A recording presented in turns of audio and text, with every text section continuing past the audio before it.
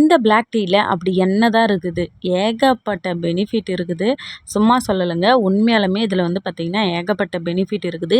இங்கே கேரளாவில் காலையில் டிஃபனுக்கு கண்டிப்பாக வந்து பார்த்திங்கன்னா இந்த பிளாக் டீ வச்சு சாப்பிடுவாங்க. அதாவது இதனுடைய பேர் வந்து பார்த்திங்கன்னா கேரளாவில் கட்டன் சாயா அப்படின்னு சொல்லுவாங்க.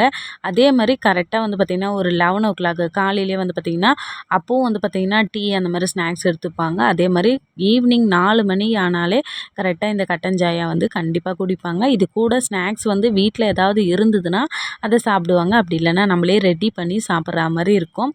இன்றைக்கி இந்த கட்டன் சாயா கூட ஸ்நாக்ஸாக நான் ரெடி பண்ணது என்னென்னா, காலையில் வச்ச இட்லியே மீதம் இருந்தது. அதையே வந்து பார்த்திங்கன்னா கேரட்டு, வெங்காயம் அதெல்லாம் போட்டுட்டு முட்டை உடச்சி ஊற்றிட்டு அதுக்கப்புறம் இட்லி சின்ன சின்னதாக கட் பண்ணி வச்சுருந்தேன். அதையும் சேர்த்துட்டு காரத்துக்கு மிளகுத்தூள், கரம் மசாலா சேர்த்துக்கிட்டேன். அவ்வளோதான். இந்த வீடியோ பிடிச்சிருந்தா லைக் பண்ணுங்கள், சப்ஸ்கிரைப் பண்ணுங்கள். வீடியோ பார்த்ததுக்கு நன்றி.